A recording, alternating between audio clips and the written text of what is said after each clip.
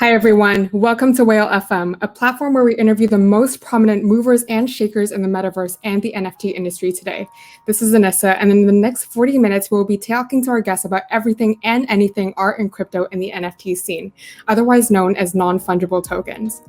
I'm thrilled and utterly honored to have one of the most iconic and talented media personalities of all time, and most recently, one of the largest advocates of NFTs on Clubhouse, Twitter, and the traditional media. An entrepreneur, DJ, musician, and artist making a splash in the largest conversations on bridging the mainstream and NFTs, Paris Hilton. I've been a fan since 2014. Welcome to the show. Thank I know you. I know that you're extremely famous in the traditional world, and so for this small corner of the world in NFTs and social tokens, we're going to delve into all of the details today. So just for a little bit of context, for everyone here, who is Paris? What has been your journey, and how did you end up in the crypto sphere? Hey everyone, I'm Paris. I've always loved to be creative. I've always loved to be an innovator, whether it's come to business, being in tech, DJing, and basically everything I've done. And now I'm so excited for this whole new NFT world. And I first got introduced to the whole crypto world back in 2016. I had dinner in Berlin with the founders of Ethereum, and it was just something that I was just super interested in. So I started investing into the space. And then during COVID, I was just doing a lot of art. And one of my friends approached me from Cryptograph and said they were doing a whole charity initiative and they wanted me to make an NFT.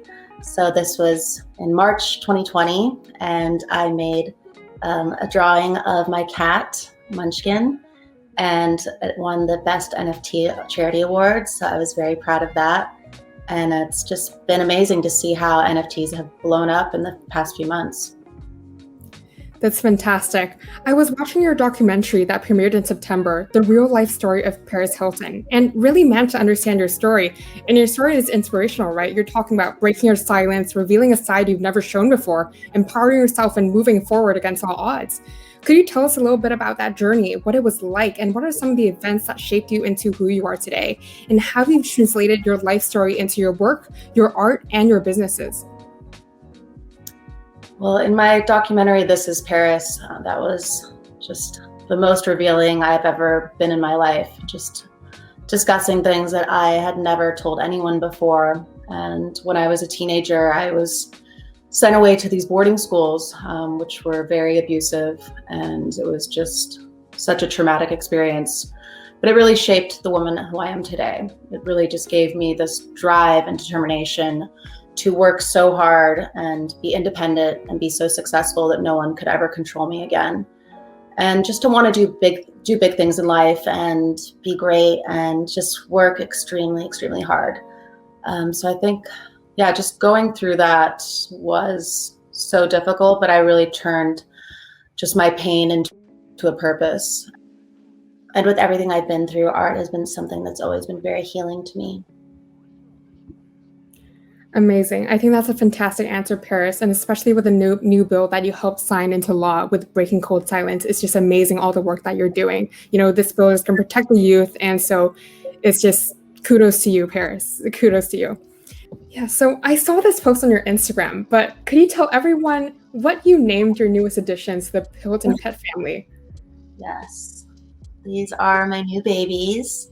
This is Crypto Hilton.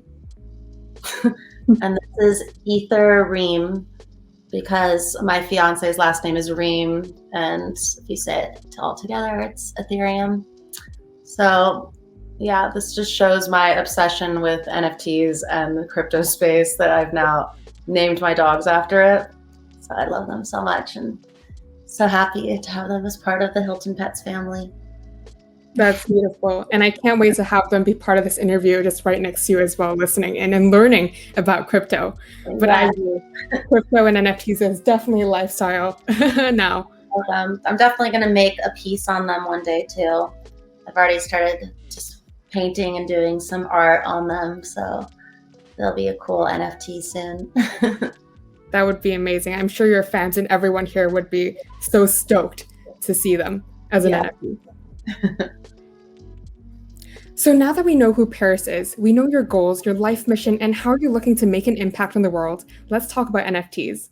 You've been a long advocate of the potentiality of cryptocurrency, being an early investor in the DAO in 2016 and creating your first NFT in March of 2020, winning the NFT Charity Award of the Year. You continue to have an amazing career. What are some of the various things you've branched out to and are doing today? Well, I just love being an innovator. I love working hard, and I'm running so many businesses. I have my 19 product lines. I'm about to release my 29th fragrance.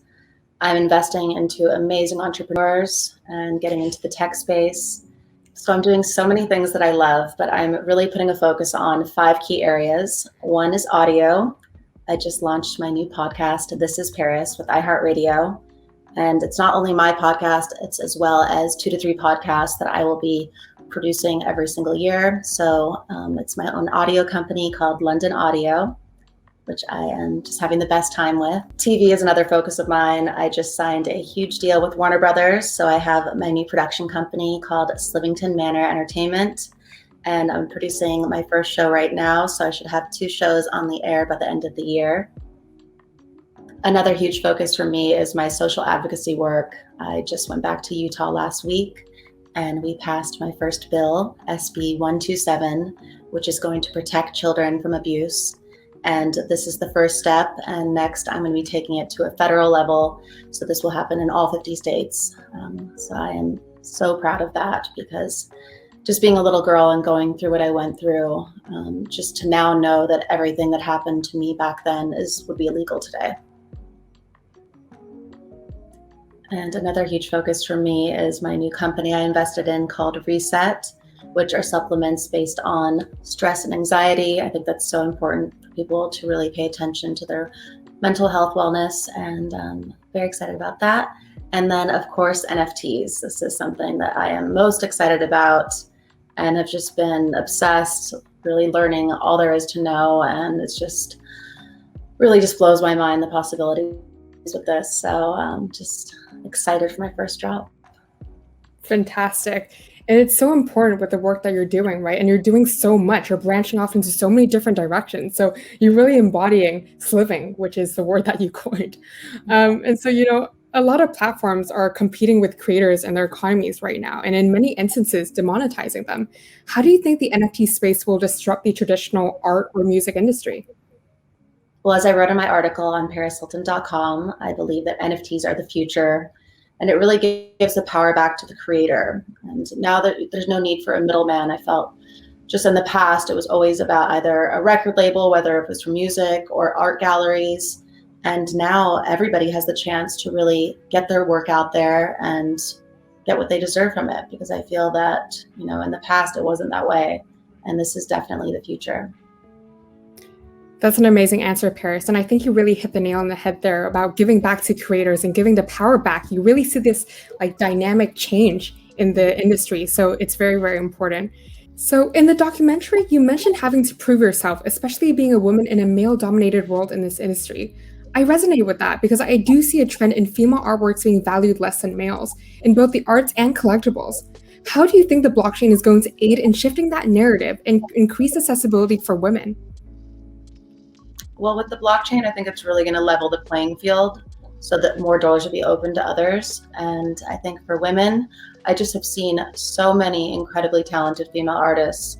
And now with no middleman in there and the blockchain, I think anybody can really have the accessibility to go on and create work.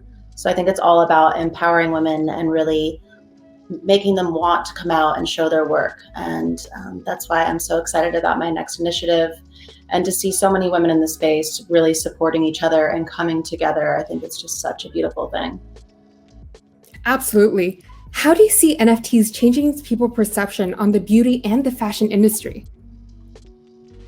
I think it's so exciting just in the fashion industry alone, going into metaverses and these virtual worlds where there's different brands that are going to be making fashion in a virtual sort of way. So I think it's very exciting. I love what Artifact is doing with the virtual sneakers. I think that would be amazing to be wearing those in a virtual world, or even if Chanel did a Chanel bag and having that in the metaverse would be amazing. And I think when people think about it, in real life, we like to wear these things that we love in fashion because, people want to show how fashionable they are, but now when more people are going into a virtual world, it really makes sense that you would want to do that in that world as well. I agree 100%. And I even saw the Space Bay mascot that Artifact made for you, which was absolutely amazing on your Twitter post. It was beautiful. That was so And much fun. I love that. yeah, and so, many artists need to kind of manage their own PR, marketing, and branding. So I call them entrepreneurs. As the original social media influencer, how do you maintain authenticity and survive in the social media industry? I've been in this industry for so long, even before there was social media. So I just feel that, that's part of my brand and my life, but I don't take it as seriously as some influencers do, where it just rules their entire life. So I think there's a balance between that. And I like to use it just for my work and for, connecting with my fans. So I think that's important, just to remain yourself. And with being authentic with my documentary, that's the first time I really showed who I truly was. And I had no idea how the world would react to it, but just got such amazing reactions from people and so much love and support. So I really want to lean in on just being real and vulnerable. And even if things are hard to talk about, I think it's important because other people can relate to them and know that, everybody goes through things in life, and it just makes you stronger. Yeah, I love that you really use your brand to kind of empower people and really show people that they can do it themselves as well. It's really important work that you're doing, and it's fantastic as well. So when did you really decide that you were going forward with your NFT launch? Can you share some details about the drop and what will be available? I decided a few months ago that I wanted to do this drop, and I've really just been being a student of the game, learning everything there is to learn, speaking to leaders in the space like Whale Shark, who's been my mentor and has been so incredible, and so many other people in the space who have just been so kind and brilliant and inspiring. And that's why I'm so excited about this drop and leaning into female empowerment. And that's why I chose a female artist, Blake Kathryn. She is incredible. I've been a fan of her for a very long time. So when we were coming up with who I wanted to do this with, she was the perfect fit.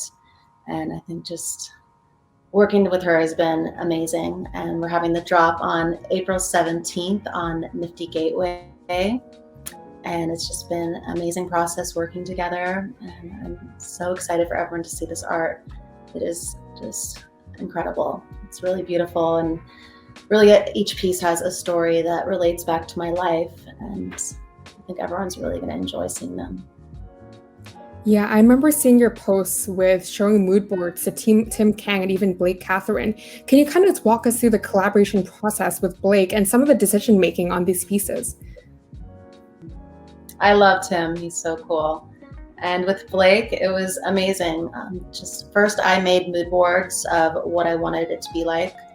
And then we just started having meetings every couple days.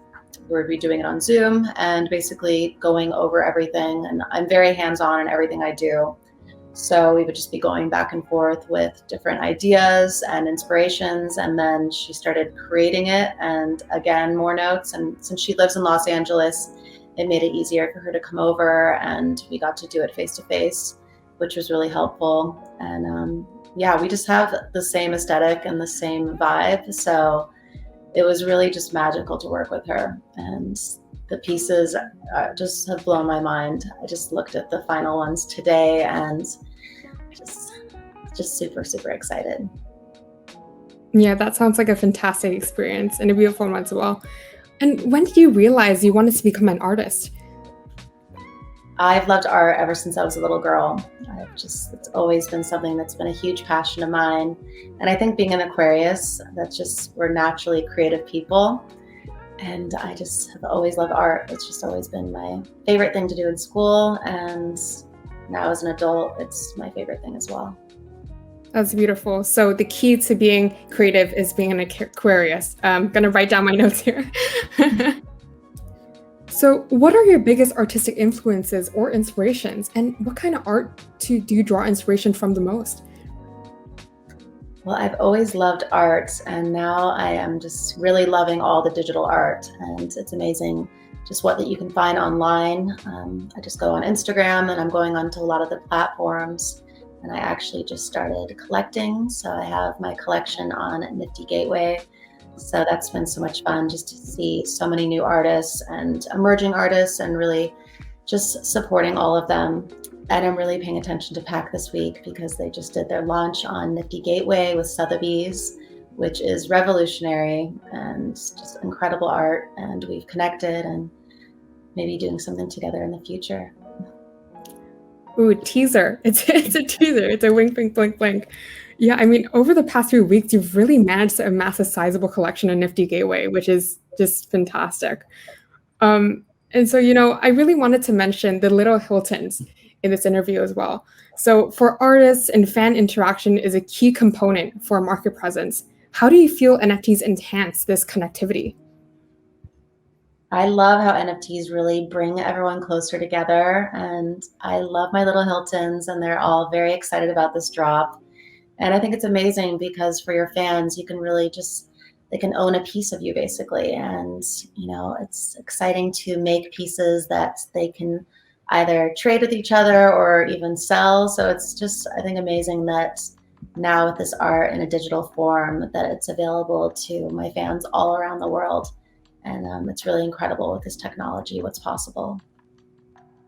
Absolutely. Yeah. And I know that, you mentioned that you're an avid learner. I know that if you're interested in something, you also really dig deep into it and you do all your research, which is, really beautiful, that more people should be doing. For people that are still new to crypto, what do you think is the best way to maneuver in this space? And how do you get your bachelor's degree or your master's in NFTs? My biggest advice is just to dive right in. The community is so loving and open, and it's amazing how many friends that I've made in this community. Just a really amazing group of creative and brilliant and just kind people. So I think it's important just to do that, as well as going on Twitter and Discord and Clubhouse. There is so many different rooms where people are talking about NFTs, and you can learn so much. And another way is just to buy some crypto and start going into the auctions and buying art and really just learning about it and start collecting. And it's really about just joining the community, because it's just such a supportive group of people and everybody loves each other, and it's just really beautiful. I really, really am just loving the community and just feeling like I'm part of this whole big family.